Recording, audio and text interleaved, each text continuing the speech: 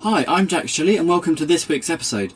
As you can see, I'm in my greenhouse and we've still got our frost fleece on. It's warming up quite nicely now. We've had some great weather this weekend, but there's still that chance in the evenings that it could slip to below freezing, which is why I've kept the frost fleece in place for the moment.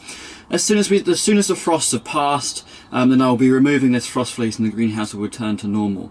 But for the moment, it's doing a fantastic job of keeping that frost out so I can keep my seedlings in here. What I'm going to be doing today is I've got two seeds that I really want to get sown. There's loads more seeds that I'm going to be planting over the coming weeks, such as peas, runner beans, carrots, that kind of thing. But what I wanted to get started today were two types of sweet corn. One of them is Silver Queen Hybrid, which is a white coloured corn, which looks quite interesting to grow, and a more traditional type of corn called Sweet Bounty F1. I also want to sow today my aubergines. I have never tried to grow these from seed before, so it'll be interesting to see how they get on. I'm going to be sowing these seeds mainly into individual pots because of the size of the plant that then eventually germinates from the seed.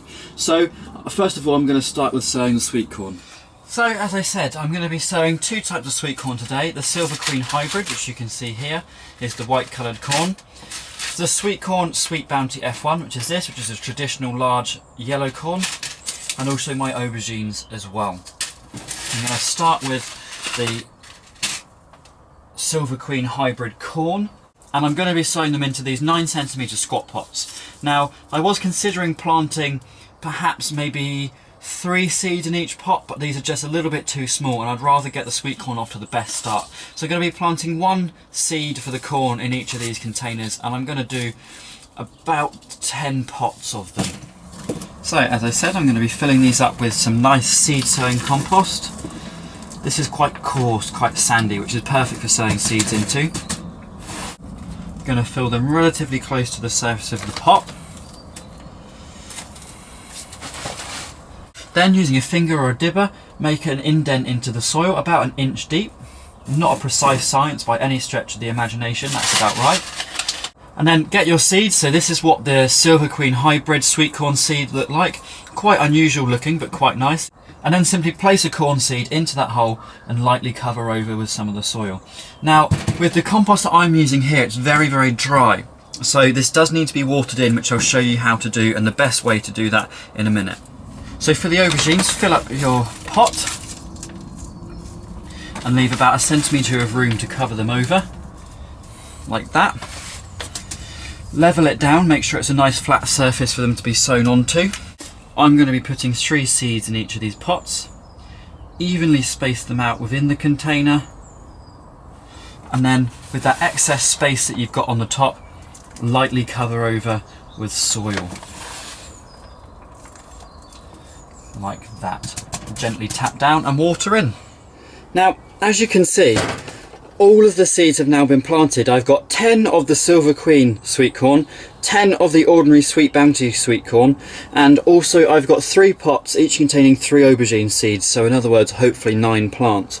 And now the soil that I've used has been indoors for quite a while, so it's really rather dry, and these seeds will need to be watered in. Also, don't forget to place your labels in your containers so you don't get confused what's what, especially at this stage when they're all looking exactly the same. So I have one of these spray bottles, which is a really useful tool because it creates a fine mist that will dampen the surface of your seeds but won't totally drench them and ruin the chances of germination. And literally just pump it up. This has already been pumped up, ready to go, and just spray onto the surface of the seeds.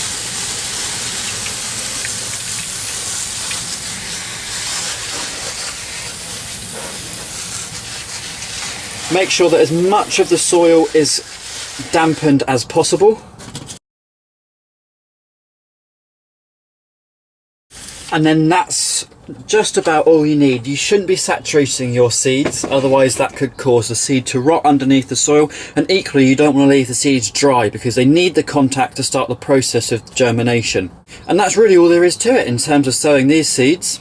And that's all we've got time for in this week's episode. Hopefully again I've shown you how easy it can be to start sowing some of your own vegetable seeds ahead of the growing season.